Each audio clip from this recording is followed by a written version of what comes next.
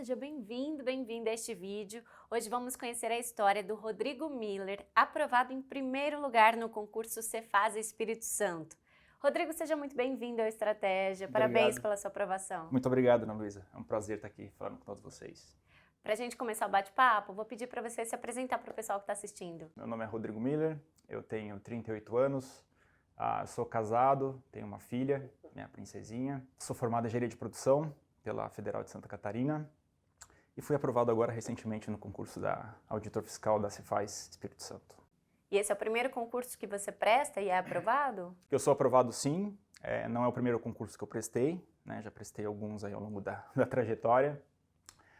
Foi o primeiro que eu fui aprovado e consegui lograr êxito aí, primeira colocação. A gente vai querer saber o que você fez para conseguir essa primeira colocação, mas antes disso eu quero saber por que você escolheu essa área fiscal. Bom, Ana Luísa, na verdade foi todo um processo de reflexão, né? Ao longo do processo, desde que eu me formei lá nos idos 2006, eu sempre trabalhei na iniciativa privada, né? Nunca larguei o trabalho. E ali no final de 2017, 2018, comecei a fazer uma reflexão a respeito da minha carreira, enfim, os próximos passos que eu queria tomar. E num primeiro momento, a minha decisão foi até continuar na iniciativa privada, né? E aí, pensando que área eu poderia atuar, eu já vinha atuando há bastante tempo numa determinada área, né? E a gente, quando está trabalhando na iniciativa privada, acho que você deve saber disso, quando você quer fazer alguma mudança de rumo, você tem que investir, né? Você tem que fazer uma pós-graduação, você tem que fazer um MBA, então eu teria que fazer algum investimento para mudar de área, né? Investimento financeiro, investimento de tempo, de energia. E então, né, fiz essa reflexão, as áreas que eu poderia atuar dentro da iniciativa privada.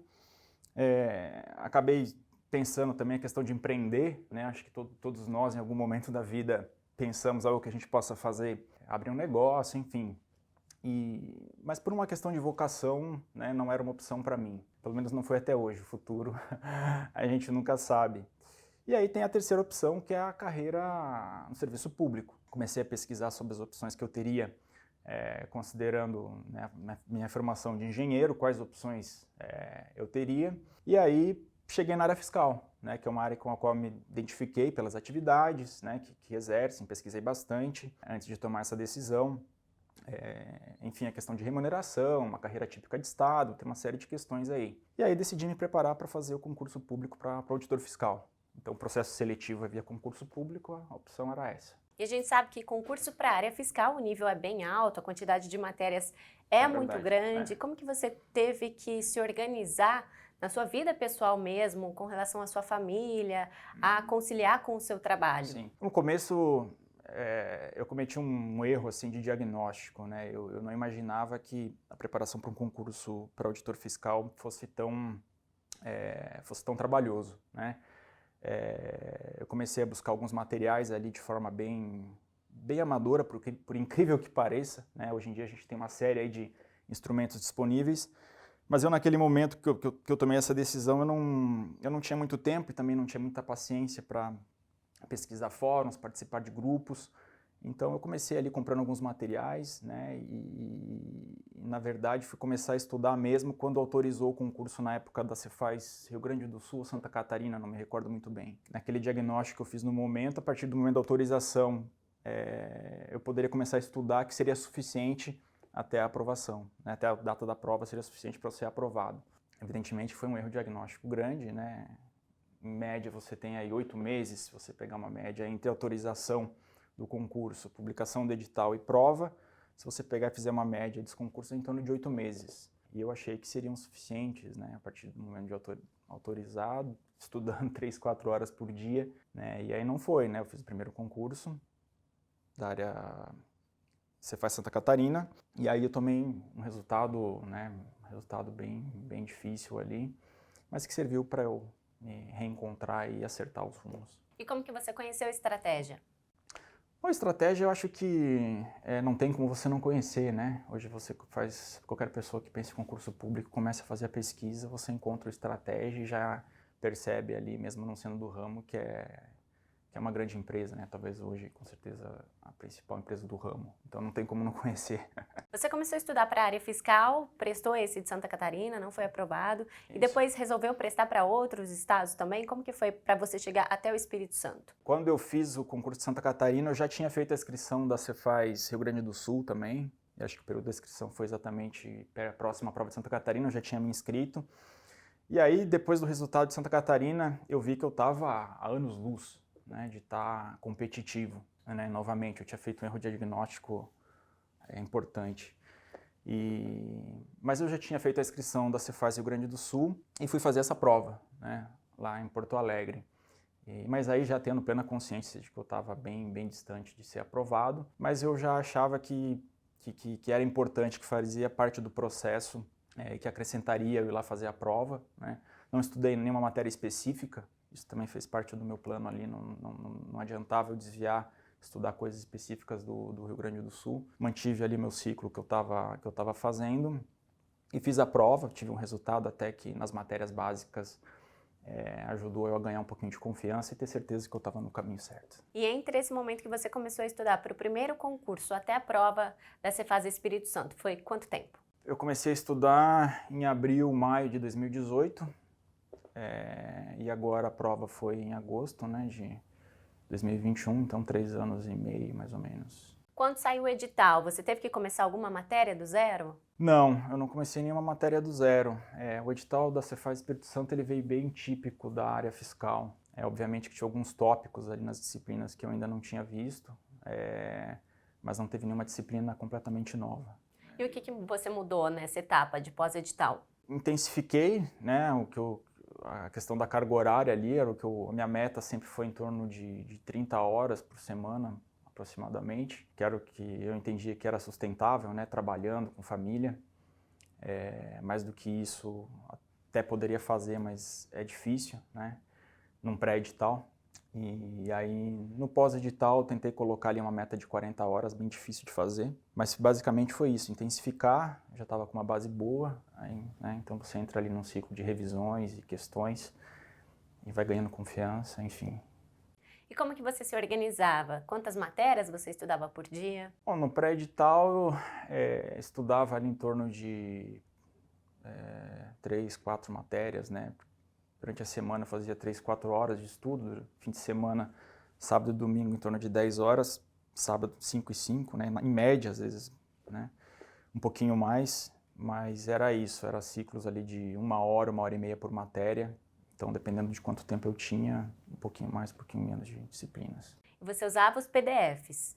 Sim, basicamente PDFs, usei um pouco de videoaula, muito pouco. A base foram os PDFs, alguma coisa de livro também, em algumas matérias eu usei alguns livros. Mas a base, vamos dizer, é PDF e exercícios, né? Site de questões, sistemas de questões. Você tinha facilidade em alguma matéria, dificuldade em outra? Eu acho que pela questão da minha formação como engenheiro, né, as áreas ali, as disciplinas relacionadas a exatas, sempre, né, uma tendência natural a ter uma facilidade. E os direitos, né, tudo muito novo. Mas, de uma forma geral, eu sempre gostei também, me interessei muito por estudar coisas novas, né, então acho que isso ajudava. Eu achava interessante estudar direito constitucional, administrativo, tributário, enfim. Acho que todo mundo deveria estudar a Constituição, né, do nosso país, independente da área, enfim.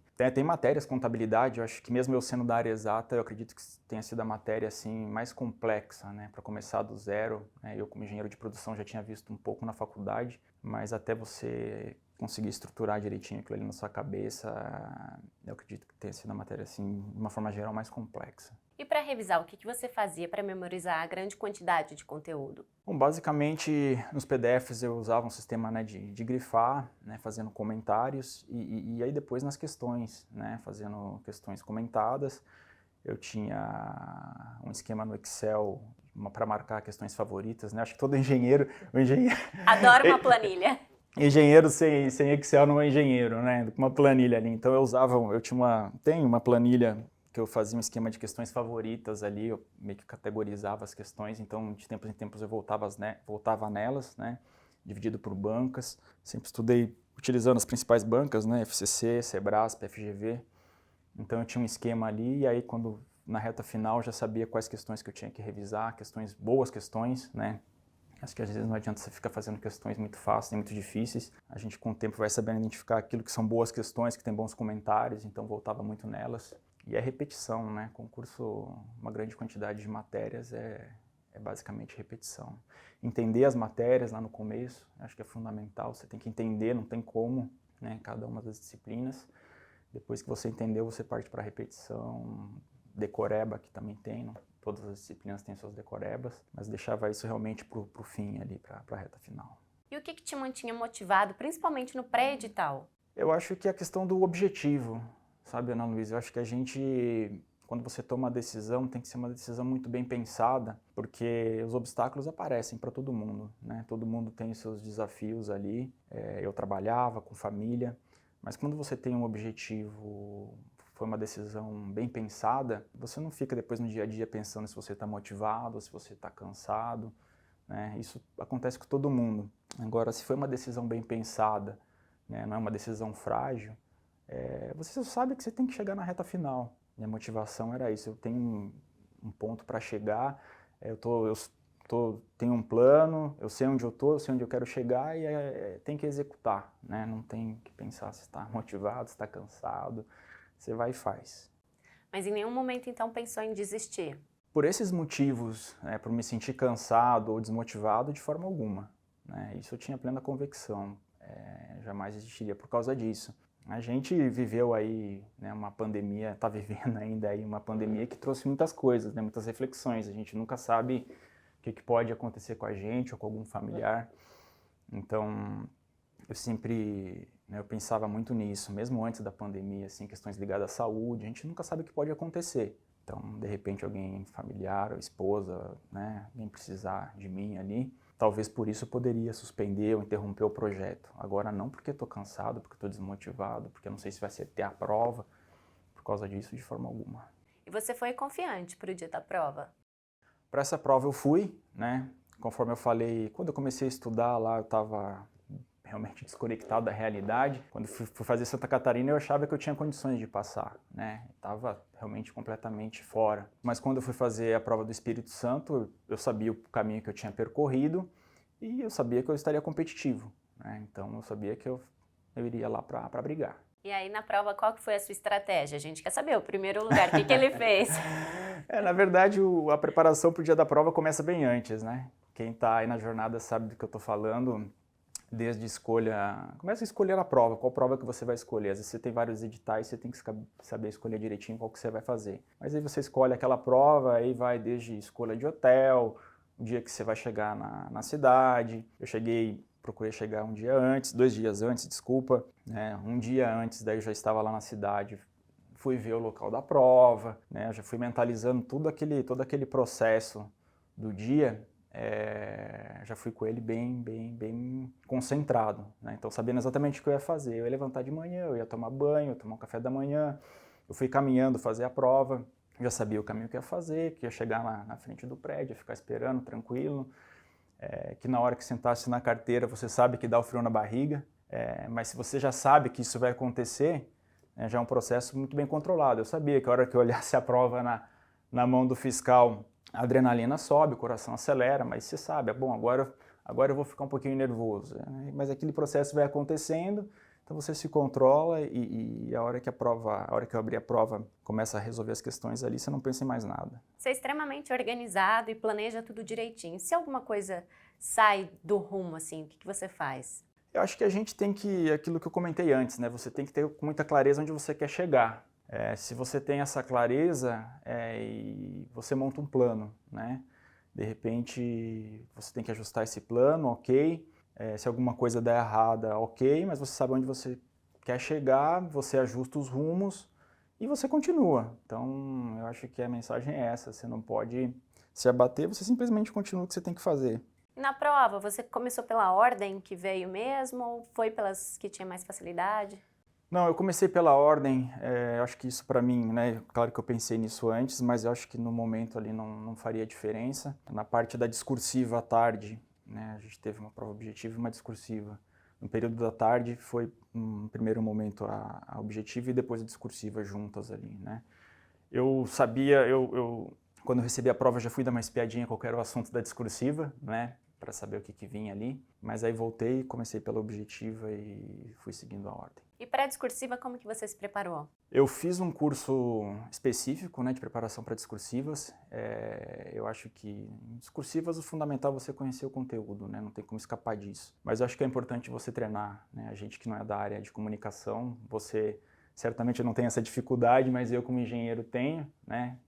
É muito difícil, às vezes, você colocar uma ideia no papel, né? Você, mesmo sabendo do assunto. Então, eu fiz um curso no qual eu pratiquei e é importante, né? Você treinar, colocar as ideias no papel, treinar, fazer o tempo, né? Para você preparar ali a prova, o rascunho, passar limpo, para você ter esse controle, é importante treinar. Eu acho que é fundamental ter um treino mínimo aí. Não, mas mesmo quem é da área da comunicação tem toda uma estratégia ali, um esqueleto para você fazer uma redação, não é fácil não. Com certeza, com certeza. Você tem que saber estruturar bem o raciocínio, né, e ter clareza no que você está escrevendo ali. Qual que foi a sua pontuação total? Pontuação total, eu acho que entre a objetiva e a discursiva ficou em 86%. Quando você saiu da prova, teve a sensação que tinha ido bem, que poderia talvez fazer uma pontuação como essa? Eu sabia que eu tinha brigado, né? Eu saí com a sensação, que era a sensação que eu tinha me planejado para sentir, né? De que eu tinha entregue tudo que eu tinha para entregar. Né? Eu saí da prova com essa sensação, né? Falei, eu não sei se eu vou passar ou não, a gente nunca sabe, mas com essa sensação de que eu entreguei tudo que eu tinha ali naquela prova. E depois, quando viu o gabarito, então, o que você sentiu? Como que foi com a sua família? Aí você já tem aqueles rankings extra-oficiais, né, que vão te dando ali um guia, né? E ali foi confirmando que realmente eu, né, estava bem, mais ou menos bem posicionado. Como que foi? O que você sentiu? A sensação, eu acho que foi ali, quando eu vi o resultado, né, que realmente estava dentro, e, enfim, em primeiro lugar, sinceramente, acho que é legal, né, todo mundo tem seu orgulho, né, a família acha bacana aquela história toda, mas eu acho que o mais legal é estar dentro dos aprovados, né, a sensação é de ter cruzado a linha de chegada, né? Eu vim numa jornada aí bem desgastante. Eu acho que é a sensação de você estar numa maratona ali já com a língua de fora e cruza a linha de chegada, né? Sai o resultado, aí ali eu acho que é a sensação mesmo final, né? Não só cruzou a linha de chegada, mas teve pódio também, né? É verdade, é bem legal, é bem bacana. Medalha de ouro, mas vai parar por aí ou continua estudando? Não, a questão dos estudos eu parei, né? Eu parei porque eu vinha realmente num ritmo muito forte, né? Com trabalho, filho pequeno e estudando. Eu não joguei meu material fora, né? Porque é um material muito rico também, você vai grifando, vai anotando um monte de coisa, você fala, deixa esse material guardadinho aqui, né? A gente nunca sabe o dia de amanhã. Mas por enquanto eu parei de estudar, sim. Então agora eu queria que você deixasse uma mensagem de motivação para quem está estudando também, passando por esse momento difícil, como você falou, né? Nesse planejamento de estudos que você sabe que não é fácil, para que a pessoa também se motive e quem sabe esteja aqui dando essa entrevista de aprovado. Bom, acho que a mensagem, eu vou voltar lá no início, né? Façam a reflexão do que vocês realmente querem, né? Eu acho que essa é a base de tudo. Você pensando, refletindo e chegando à conclusão de que você quer um cargo público, né? E por consequência vai ter que fazer um concurso, saiba que tem um caminho, né? Tem um caminho que provavelmente vai ser bem duro, mas se a decisão foi bem pensada, você vai sempre voltar nos motivos que te levaram a tomar aquela decisão, né? E isso vai te dar forças para continuar, então continuem, procurem ajuda, procurem bons materiais, né? Que aí certamente o resultado ele vai chegar com certeza. Quer fazer algum agradecimento especial? Legal você ter tocado nesse assunto. Eu queria, sim, né, agradecer a família, né, a esposa, a minha sogra ali foi fundamental, né, principalmente depois que nasceu minha filha. Quem tem filho sabe do desafio que é, né, você ter uma criança, enfim. Então, agradecer basicamente a família, meus pais, né, o pessoal que sempre apoiou ali, nunca ficou questionando a minha decisão. E é isso, agradecer os professores, o pessoal, outros alunos que já deram entrevistas, a gente sempre acaba pegando um pouquinho de cada um. Então é isso, agradecer a Deus, né, por ter me dado força sempre para continuar aí buscando os objetivos, sempre muito importante. Acho que basicamente é isso. Estão todos orgulhosos de você, eu tenho certeza, viu? Inclusive nós. Muito obrigado, Ana Luísa. Pessoal, um forte abraço a todos. Bom, e para você que está assistindo, eu espero que você tenha gostado dessa entrevista. Não esqueça de deixar o seu like e o seu comentário também, parabenizando o Rodrigo. E se você quiser ficar por dentro de tudo que acontece no mundo dos concursos, acesse estrategiaconcursos.com.br. Até a próxima. Tchau, tchau!